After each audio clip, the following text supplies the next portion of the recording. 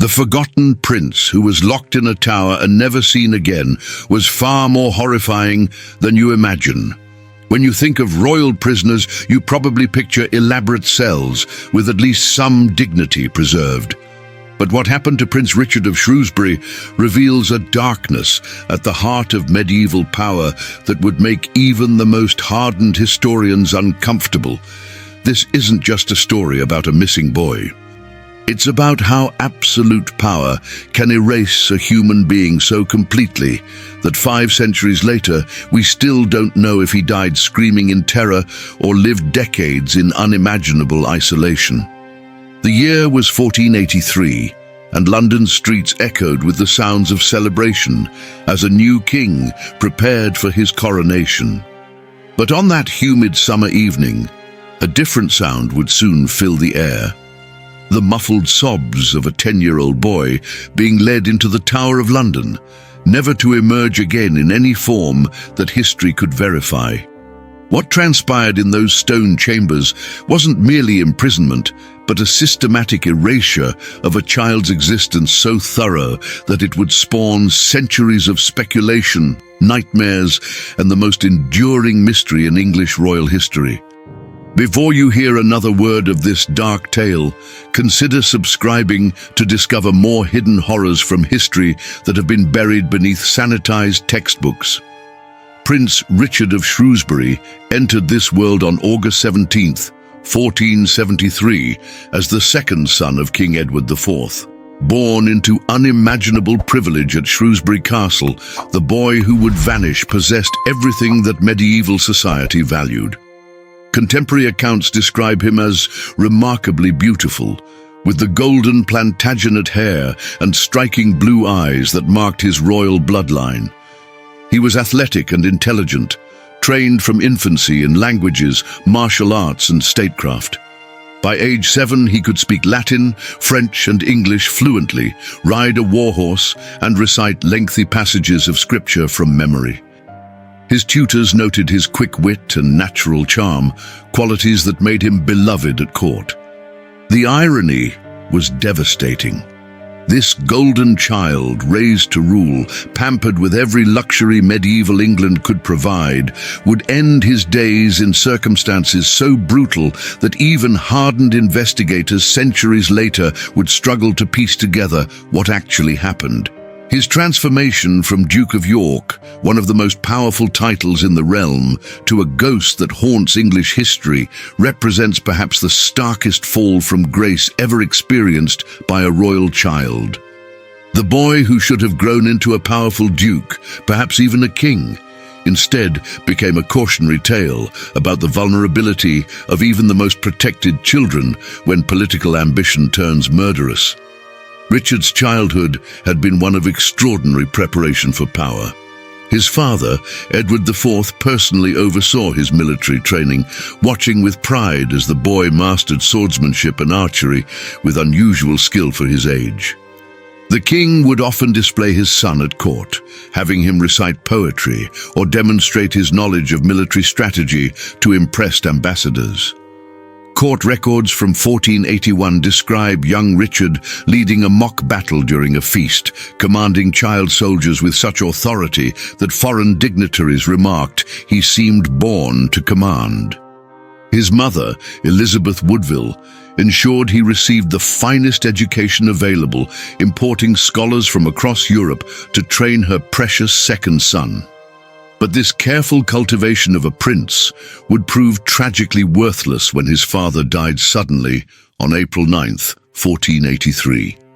Edward IV's death at age 40 was unexpected, possibly from pneumonia or poison, though contemporary accounts remain frustratingly vague. Within hours of the king's last breath, the careful world constructed around young Richard began to collapse. His 12-year-old brother Edward was now King Edward V, but their uncle Richard, Duke of Gloucester, had other plans. The Duke, who would soon crown himself Richard III, moved with terrifying efficiency to isolate the young princes from their protectors. The first sign of catastrophe came when Richard intercepted the new boy, King Edward V, on his journey to London for his coronation. The Duke of Gloucester arrested the young king's guardians and took personal control of his 12-year-old nephew. Contemporary chronicles describe the boy king's terror as his beloved teachers and protectors were dragged away in chains. But even more chilling was what happened to 10-year-old Richard.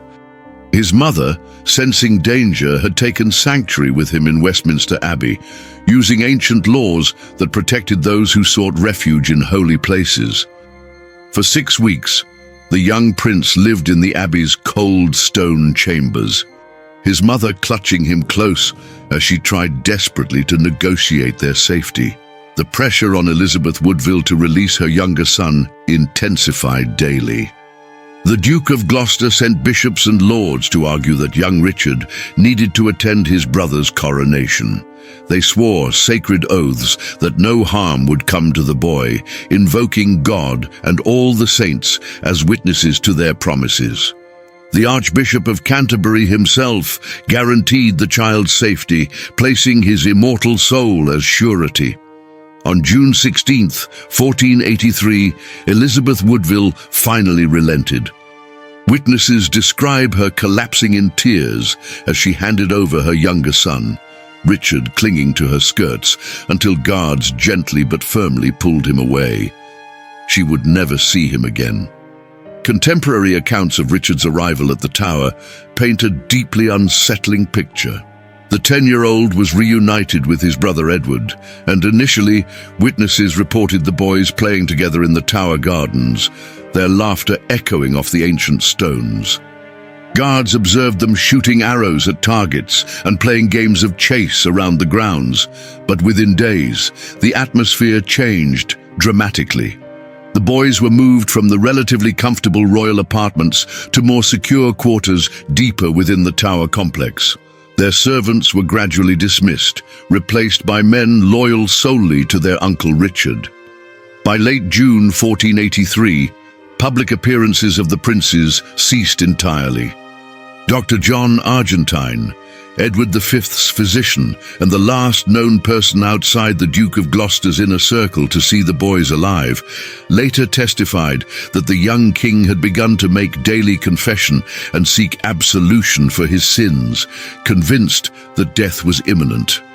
The physician described 12-year-old Edward as pale and terrified, spending hours in prayer, while 10-year-old Richard seemed to not fully comprehend the danger, still asking when they would be allowed to leave and see their mother.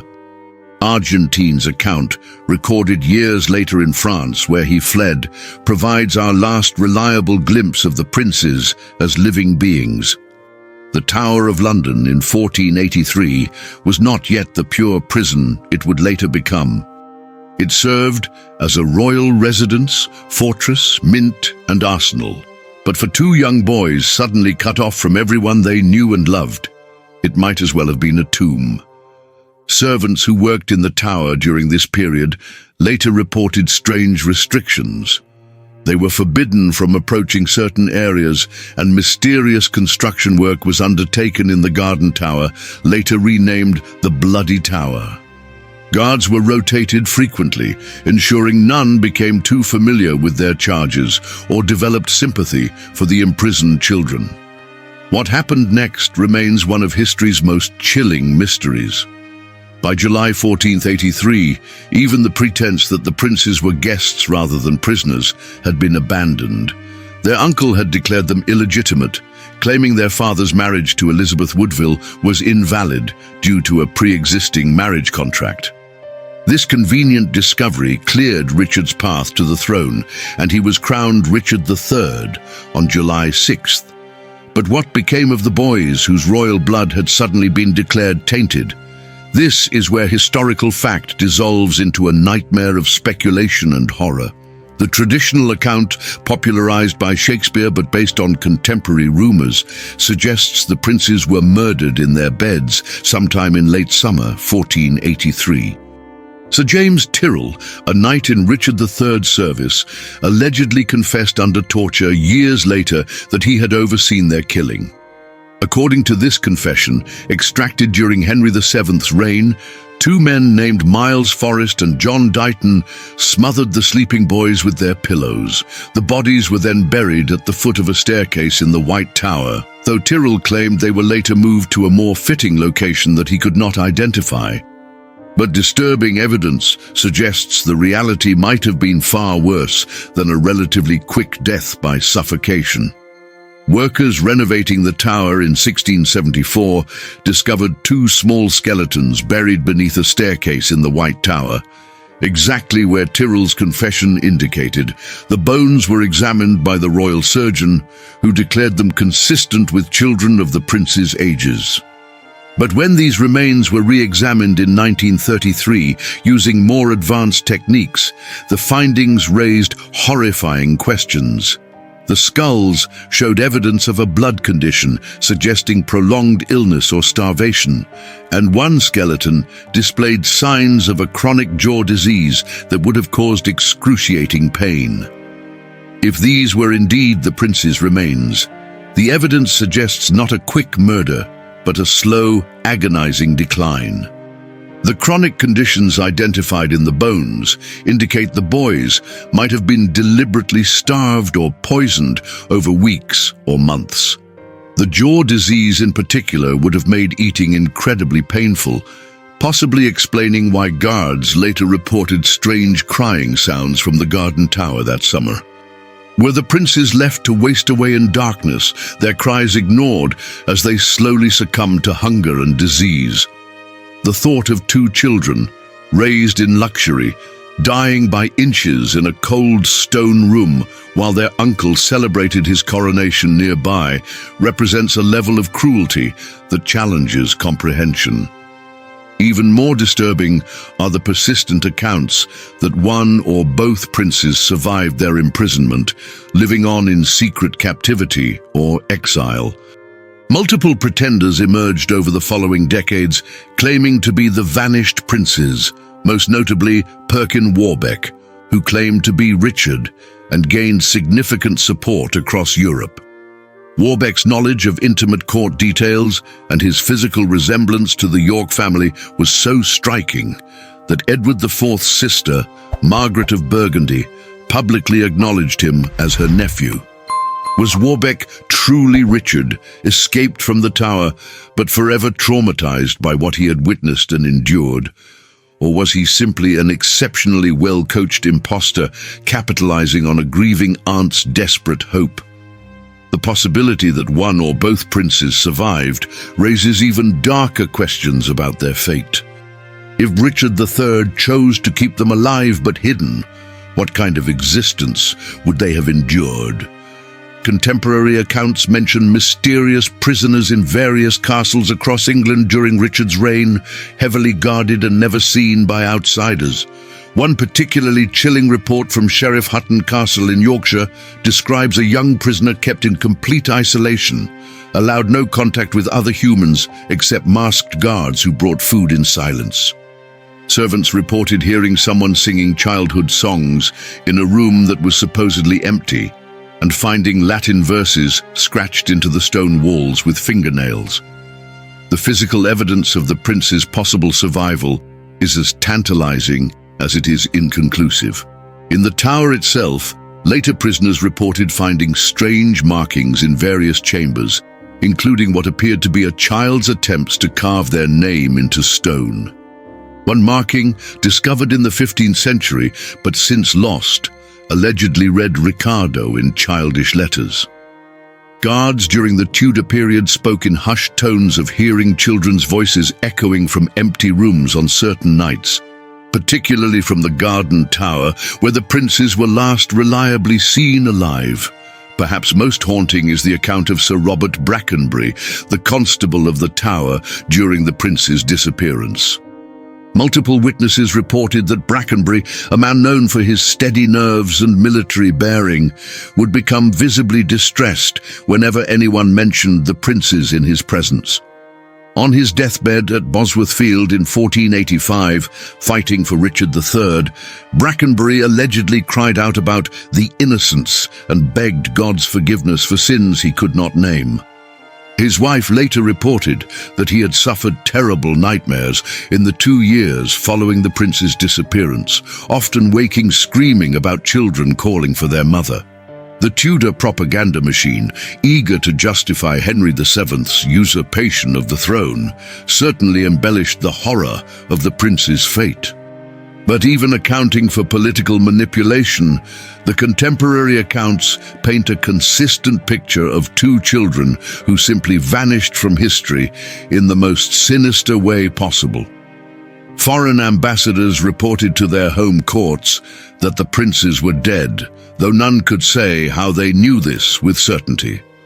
The Croyland Chronicle, written by someone with intimate knowledge of the court, states matter-of-factly that the princes were killed, but provides no details about when or how. The impact on their mother, Elizabeth Woodville, provides perhaps the most compelling evidence that something truly terrible happened to her sons. After initially supporting Henry Tudor's claim to the throne, believing he would investigate her son's fate, she suddenly withdrew from court in 1487 and lived her remaining years in religious seclusion. Contemporary accounts describe her as prematurely aged, spending hours in prayer and frequently heard weeping in her chambers.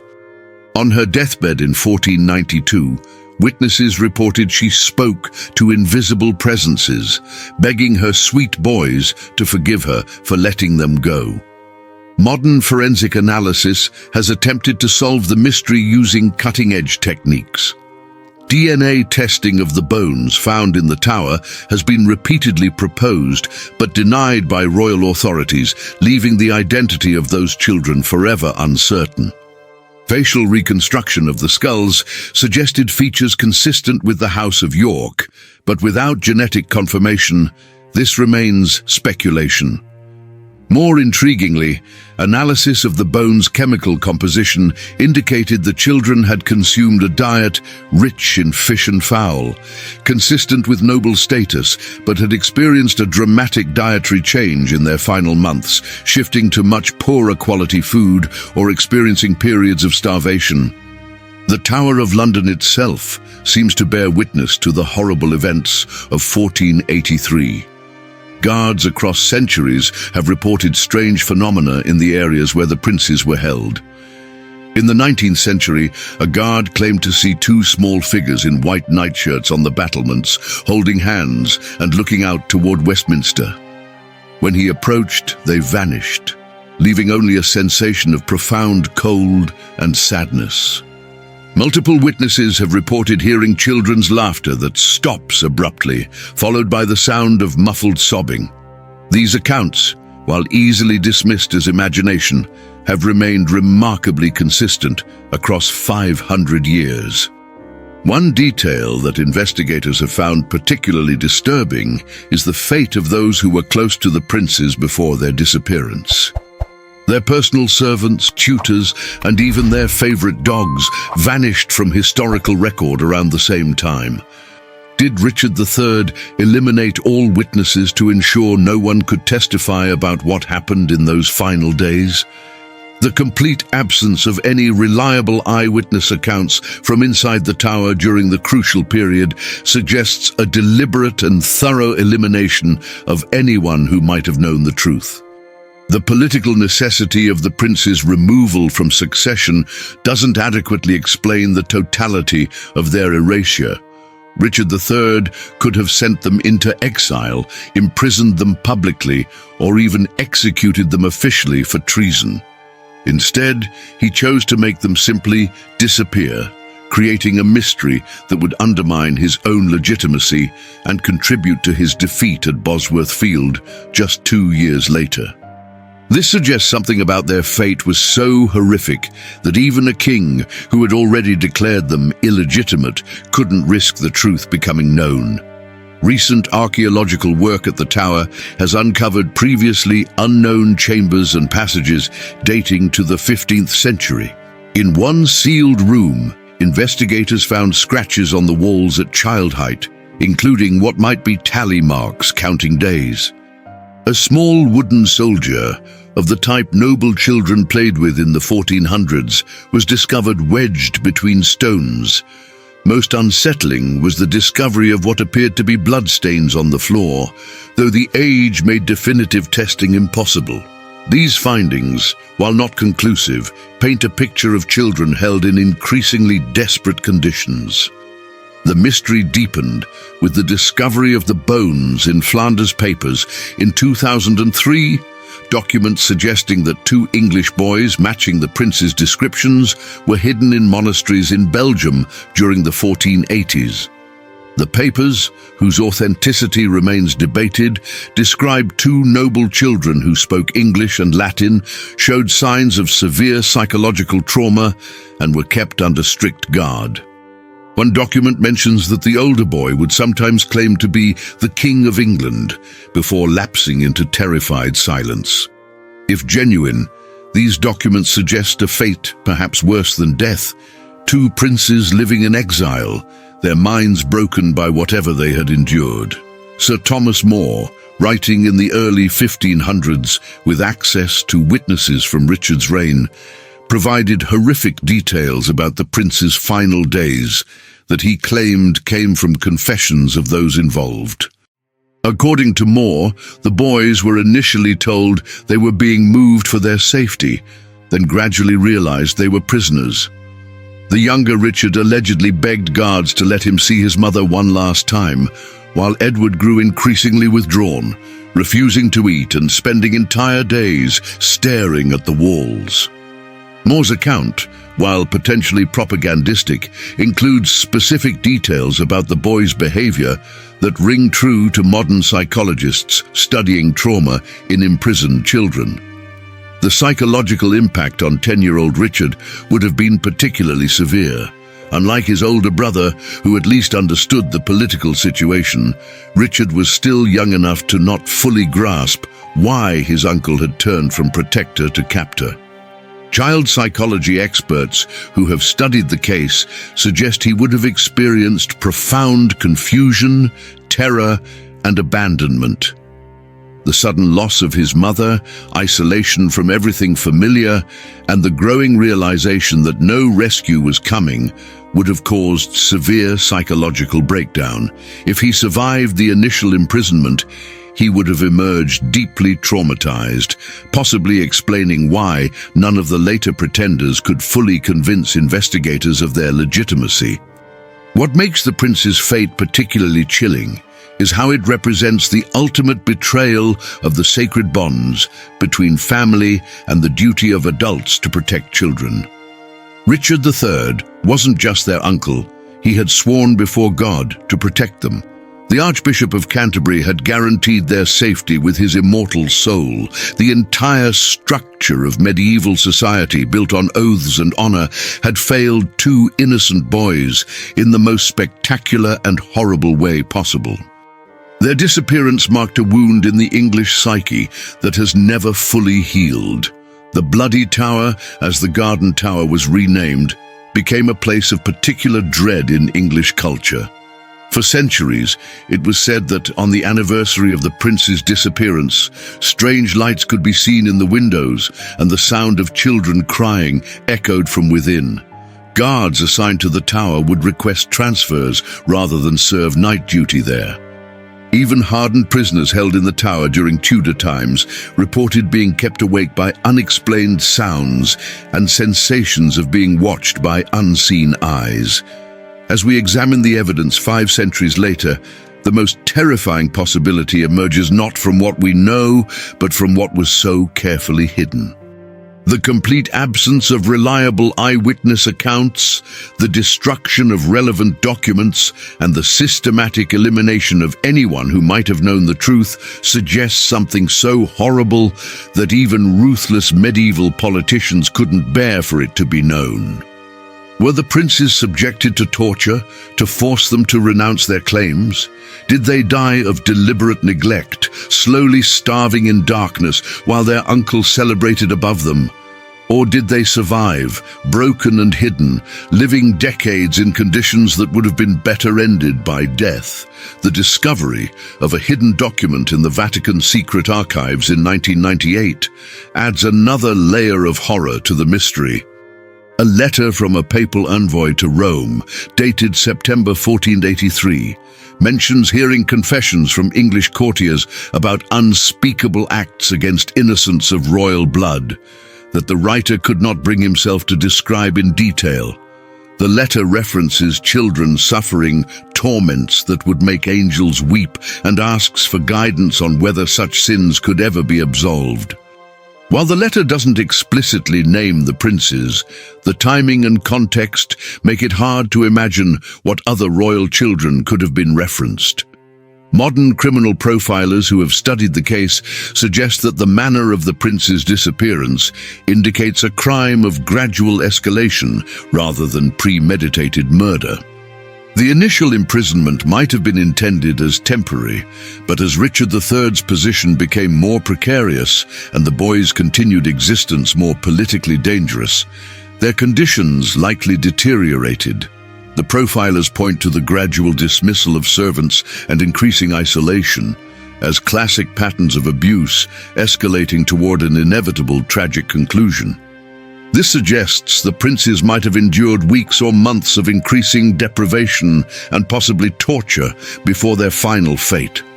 The tragedy extends beyond the immediate victims to encompass an entire network of destroyed lives.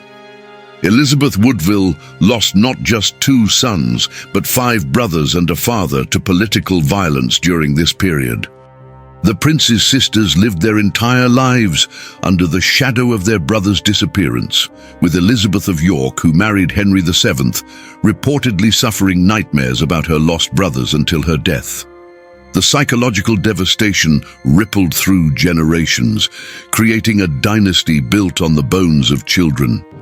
Even more disturbing is the possibility raised by some historians that the prince's fate was known to more people than previously thought, but a conspiracy of silence protected the guilty.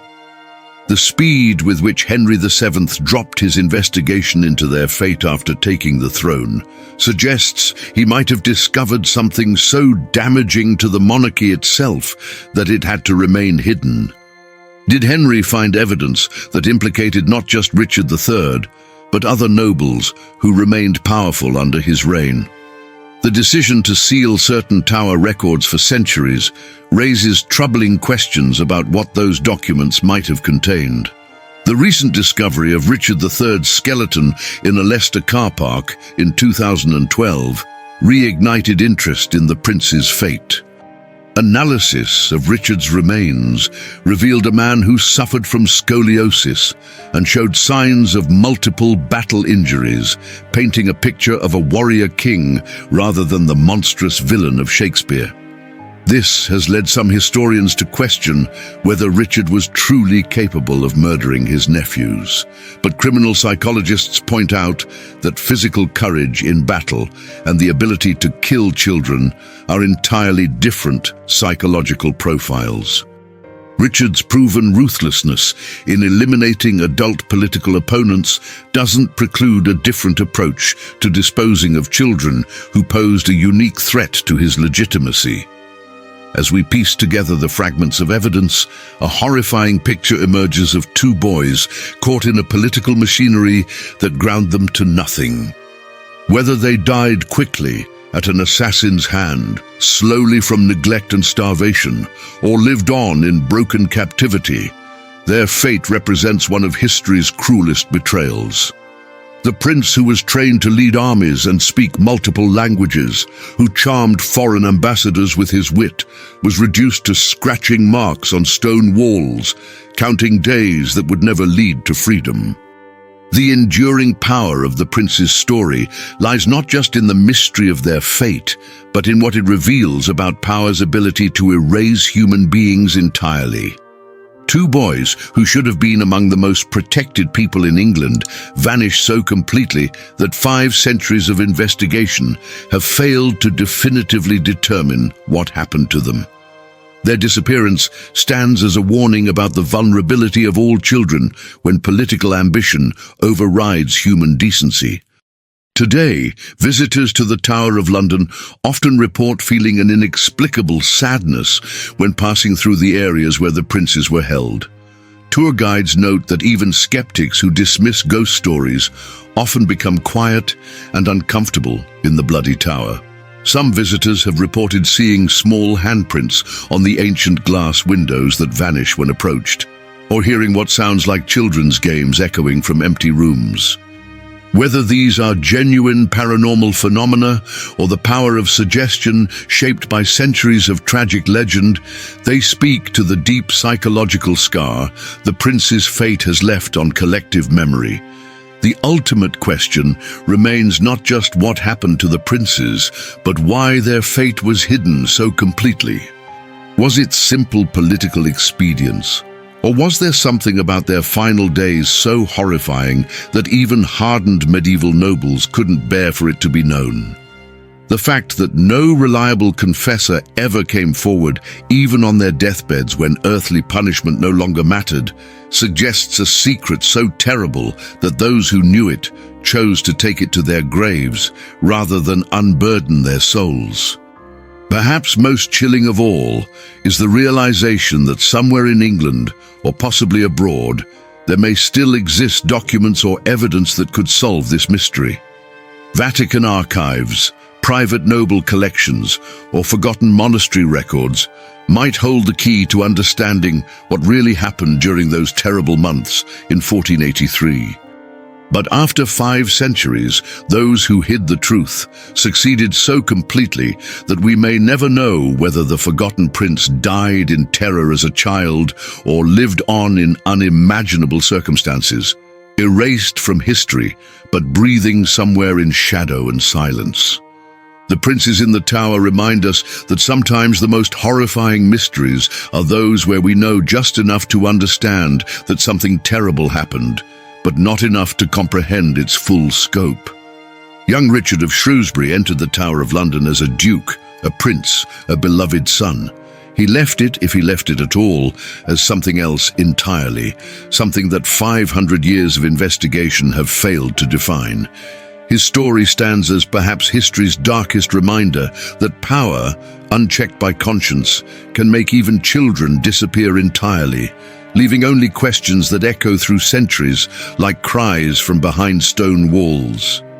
As we close this dark chapter of history, one question continues to haunt investigators and historians alike. If those bones found beneath the tower stairs weren't the princes, then where are they?